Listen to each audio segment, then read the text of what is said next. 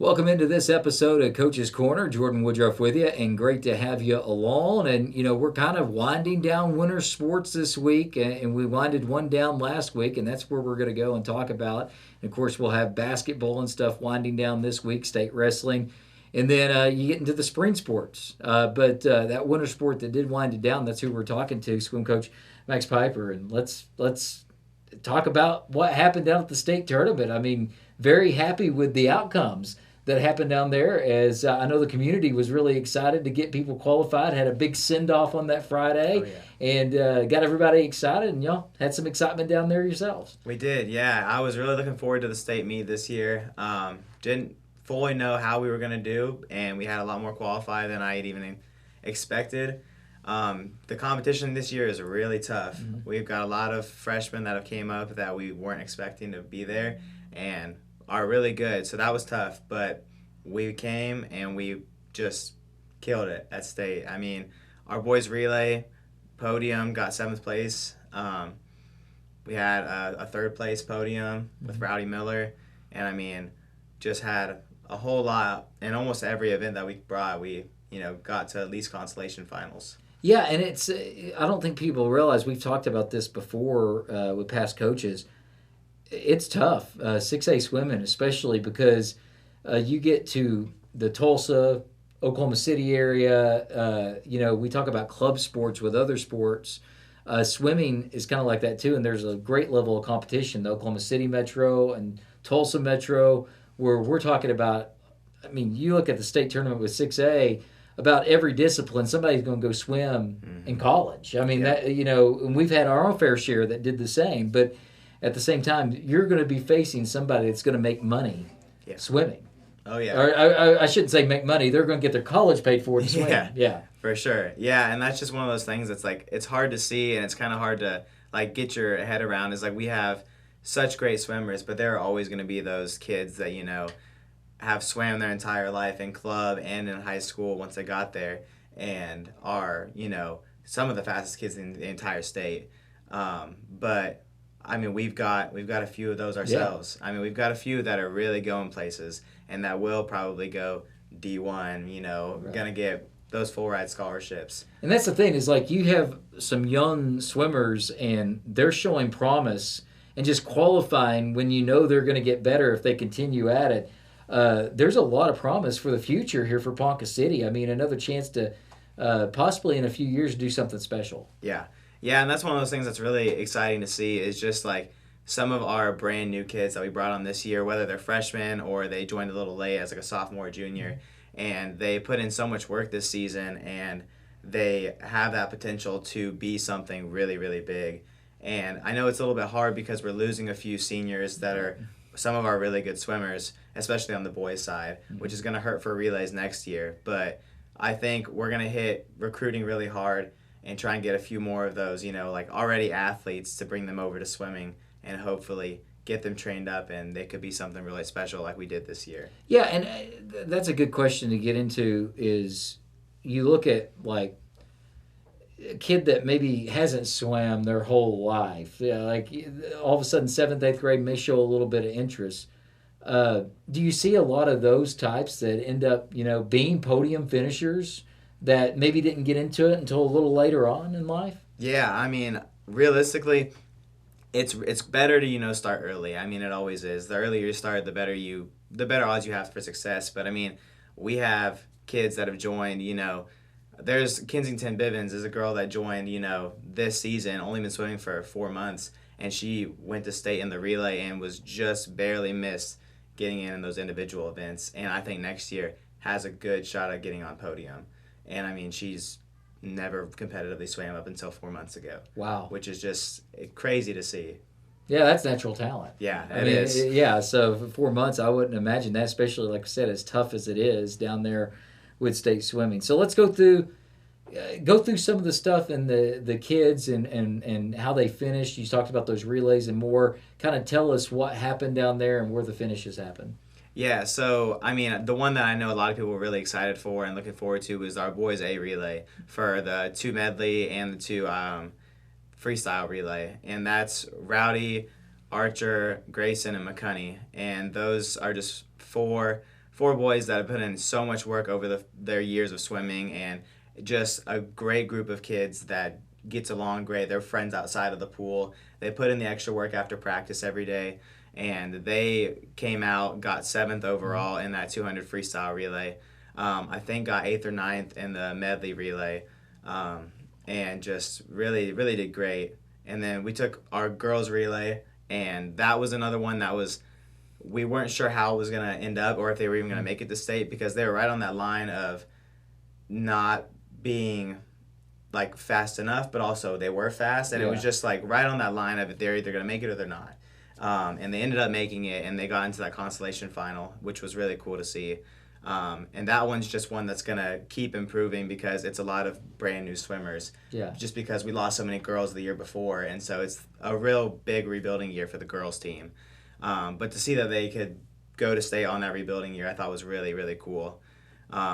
And then we've got a handful of individuals that made it in their individual events. And Rowdy Miller made it in the 100 fly, 100 back, got a 3rd place overall finish as a freshman in the 100 fly, which was incredible to see. I mean, he's just a natural at swimming, just puts in so much work outside of the high school. Yeah, 3rd and freshman, and like I said, I mean, I wouldn't imagine you'll see some freshman medal, but not necessarily, because naturally this is a sport you get better every year. Yeah. So it's a lot of seniors. So a freshman to even medal is a big deal. And that's one of those things, like especially with him, that I know I have to keep telling myself, and like his parents have to keep telling himself, is like you see him, because like everyone knows he's good. Yeah. Everyone knows he's an insane swimmer, but we see him go to these meets and see that he doesn't get first, and we have to keep telling ourselves he's a freshman.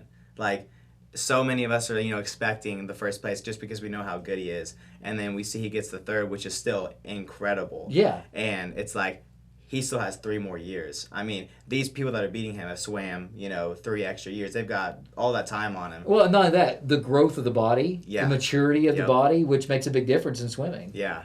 And so I think to see him grow over the next 3 years and see what he does his senior year, I think is really going to be something to watch. Yeah, look out for. I think get out to meets when you can. I know it's over now, but you got a chance to maybe see kind of a generational swimmer for Ponca. Yes. And like I said, some people are like, well, it's not first place. It's 3rd place, and that's great for a freshman to be able to do that. And he's only going to get better. Who knows? There's no telling where the ceiling is for this kid. Yeah, there really isn't. And another kid I would like to highlight is Lila Moore, and she's our best girl swimmer right now. And she is just another one that, puts in so much work in club and in high school. And she went in the 200 freestyle, 500 freestyle, and both girls relays. So she had a full list on her plate. And it was just, it's one of those things that's hard to see, just because the way that it works for state is no matter how you place in preliminaries, it doesn't really matter as much when you get to finals. Like if you get that consolation final instead of the A final, even if you beat every single person in that A final, you don't place. You don't get on the podium, even if you have the fastest time the second day. And that's what happened to her. She swam not quite as fast a time on that preliminaries, and so she didn't quite make it into finals. But then the next day she went and swam a time that would have got her 4th place overall in finals, which was tough to see. I think the other thing, talk about the full plate when you're swimming 4 events too. I mean, when you're focused in on one, it also can maybe be which event is what time of day, because I would imagine if you're swimming your 3rd event of the day, you're probably fatigued and probably going to lose a little bit of time compared to what you would if you swim that event early. Yeah. And that's one thing that's kind of tricky with swim. And I know like track is also kind of the same way, where there are certain kids that are really good at a few different things, but sometimes those things that they're good at are right next to each other. Yeah. And so you have to kind of look at what other things are they may be good at but not quite as good at, to space it out, to give them a little bit of a break. Because we ran into that this year, and especially with like someone like Lila, she swims the medley relay, which is the first event, and then the second event is the 200 freestyle, which is one of her best events. Oh, wow. And so she usually only has, maybe 5-6 minutes between a relay to a 200 freestyle, one of the hardest events. Yeah. And so a lot of that can really affect your times. Yeah. So, and like I said, there's a learning thing with everybody, right? And Yes. including yourself coaching now with Ponca City. All right, last thing for you, just kind of talk about what this season's meant to you being here at Ponca City and what you are foreseeing with the future.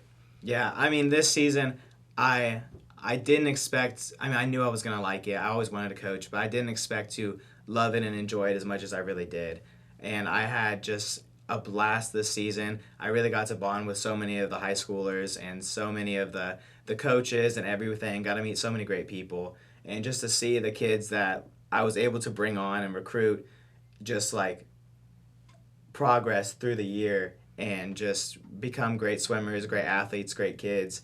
And it was just one of the most rewarding things I've ever done in my entire life. And I, once I got on the bus after state, it was like hard because, like it's Mm-hmm. over, but, it went so well. It's one of those, like bittersweet kind of moments.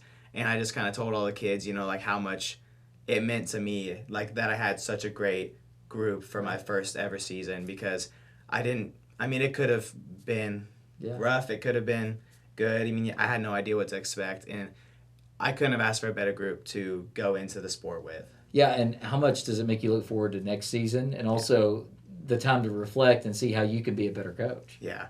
And that's one thing that I told my group just the other day at practice is that I was very grateful for them for, like trusting in me to get them through this first season because, they're trusting a coach that's never coached the sport before.